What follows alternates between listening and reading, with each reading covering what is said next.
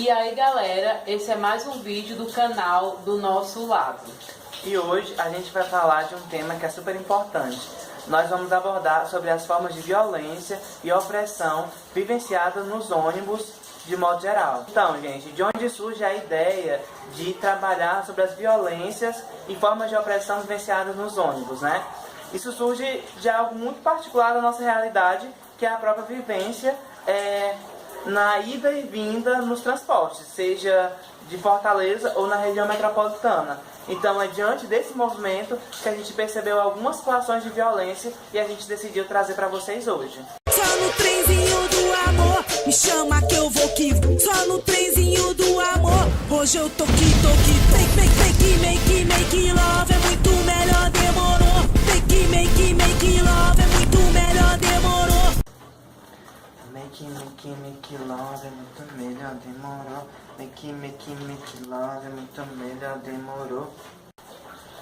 O primeiro tópico que a gente vai tratar é sobre a questão do discurso religioso nos coletivos. É muito comum se deparar com pessoas, vendedores de produtos ou não, que entram no coletivo para expressar o seu discurso religioso, seja para justificar a venda dos seus produtos ou apenas divulgar as suas crenças, sem se importar com as crenças alheias, né? Sem se importar com as crenças das outras pessoas, inclusive com a própria ausência de crença.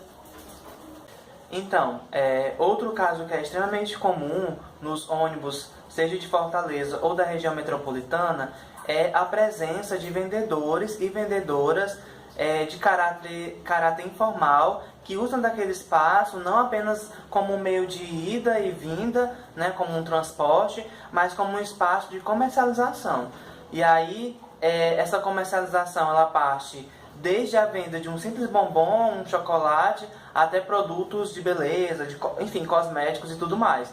Então, esse espaço ele se torna um espaço de violência porque aquelas pessoas estão num espaço de trabalho que são extremamente estão numa situação de vulnerabilidade bem precária mesmo, né? Até porque grande parte dessas pessoas são pessoas mais pobres, né? Mais, enfim, menos favorecidas economicamente falando. E também porque essas pessoas passam por um processo de precarização do trabalho que também é muito gritante, né? Então eu estou ali muitas vezes arriscando a minha vida sem saber se eu vou ter o dinheiro que eu planejei para poder pagar as minhas contas do mês, né? Então o trabalho informal ele é um ponto que precisa ser visto como um espaço de opressão também para essas pessoas que são vendedores e vendedoras. A roda do ônibus roda, roda, roda, roda, roda, roda. A roda do ônibus roda, roda pela cidade. A roda do ônibus roda, roda.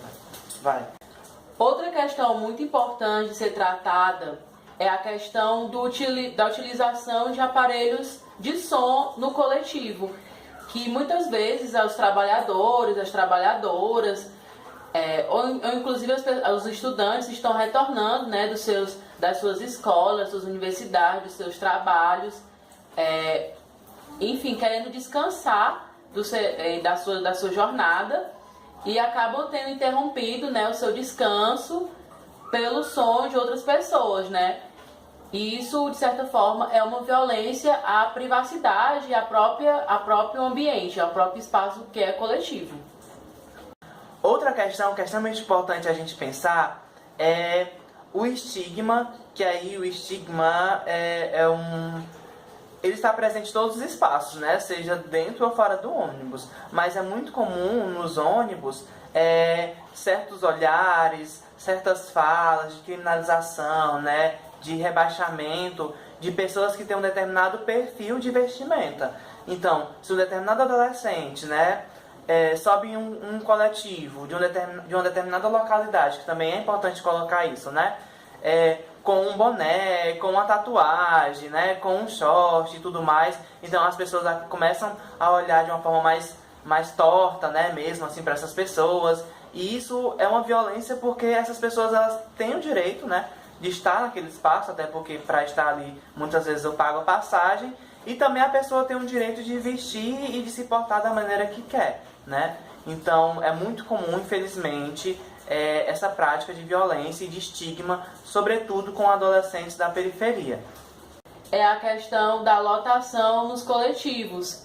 Quem nunca enfrentou nos horários de pico os ônibus lotados, como o próprio 024, que todos os dias eu enfrento para ir para a universidade. Outra questão é a falta de qualidade do transporte público, onde todo ano aumenta o valor da passagem, mas a qualidade permanece a mesma.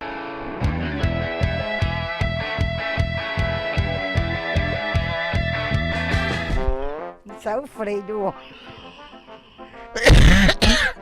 Ô, catinga de sovaco, tá coisa, só tá um pum. Outra questão que é muito cara pra gente é o ato de pular a catraca, né? Porque a gente sabe que para poder você utilizar do serviço público, no caso os coletivos públicos, você precisa pagar uma passagem, né? Sendo que muitas vezes essa passagem ela é cara e que não garante o que o Lucas já falou, que é em relação à lotação, à qualidade desse transporte. Mas muitas vezes, como forma de resistência mesmo, algumas pessoas elas pulam a catraca, né? E aí a gente defende que o ato de pular a catraca é sim um ato político, né? É um ato político porque muitas vezes eu não tenho dinheiro nem para comprar o pão da minha casa, né? Ou então muitas vezes eu não tenho mesmo os 3 e pouco que é preciso para poder passar aquela roleta, né? E aí o pular a catraca é garantir o meu direito de ir e vir. Só que como é que as pessoas visualizam esse pular a catraca, né? As pessoas apontam as pessoas que pulam a catraca como os marginais, né? Ficam com medo de ser assaltadas, acreditam que ali vai acontecer alguma coisa ruim com o coletivo. Então, assim, essa visibilidade, né? O modo como as pessoas veem as pessoas que pulam a catraca também é um ato de violência, é um ato de opressão. E outra coisa que é muito comum, inclusive nos noticiários, é casos de violência contra as mulheres nos coletivos, onde muitas vezes homens violentam essas mulheres, né, que chamam encostamento, ficam encostando ou abusam sexualmente mesmo das mulheres nos coletivos. Isso também é uma violência muito forte, uma violência contra as mulheres. E aí, outro caso que é muito comum nos nossos dias é a violência contra a pessoa idosa. Porque a gente entende que a pessoa idosa, assim como os adultos, adolescentes, crianças, eles também têm o direito de ir e vir, né? O direito de ir e vir ele é garantido para todo mundo.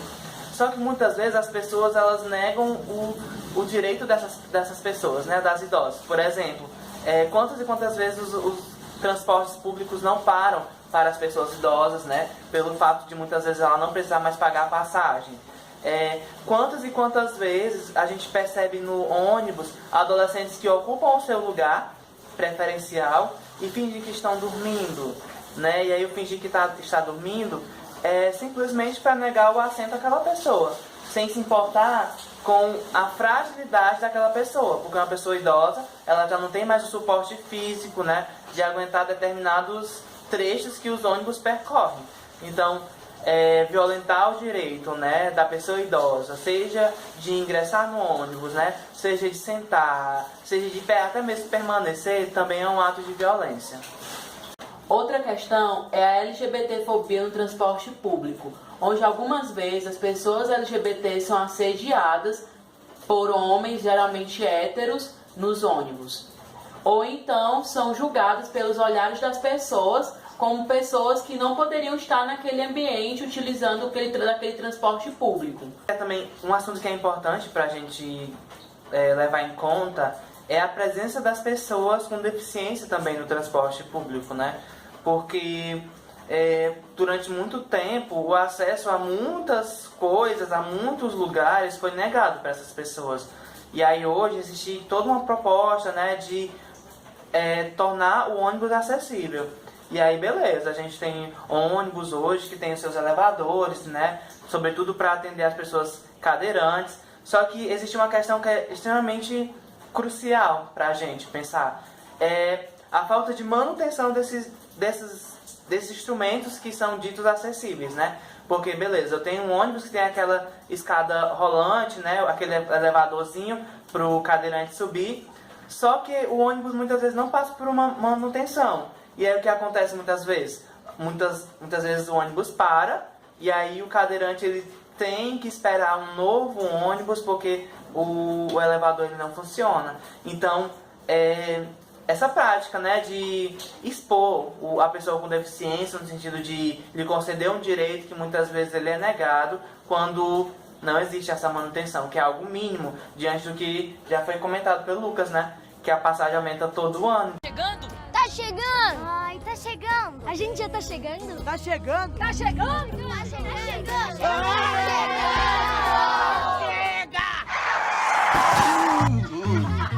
Então, galera, se você gostou desse vídeo, deixe o seu like e se inscreva no canal.